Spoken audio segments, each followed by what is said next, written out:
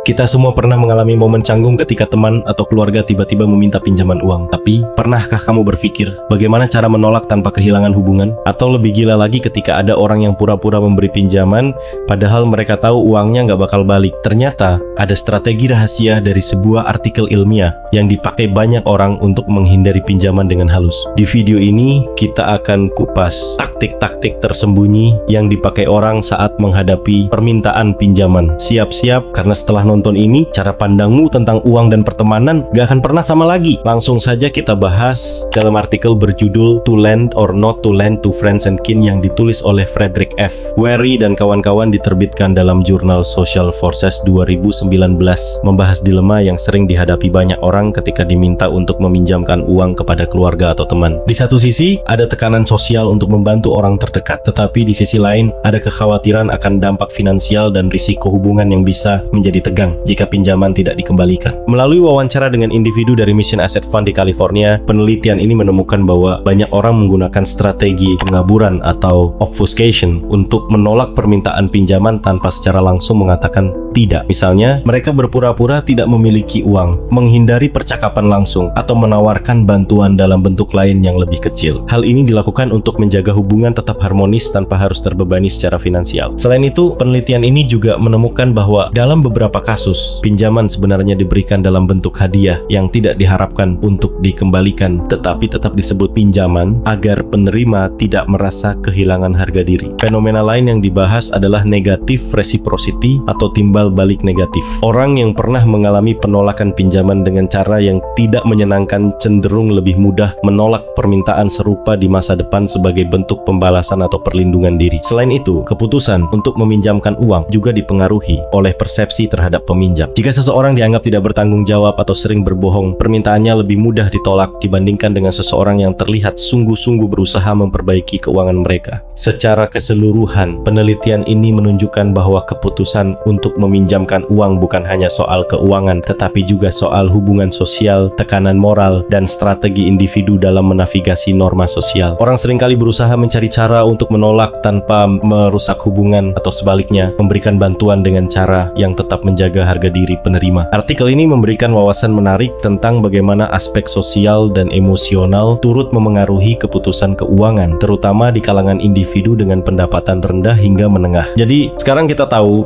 bahwa meminjamkan uang ke teman atau keluarga bukan cuma soal angka di rekening, tapi juga soal strategi sosial, emosi, bahkan seni menghindar. Apakah kamu pernah mengalami dilema seperti ini? Atau mungkin kamu pernah pakai trik mengaburkan alasan biar nggak minjemin uang? Coba share di kolom komentar, tapi hati-hati. Siapa tahu yang pernah kamu tolak ikut nonton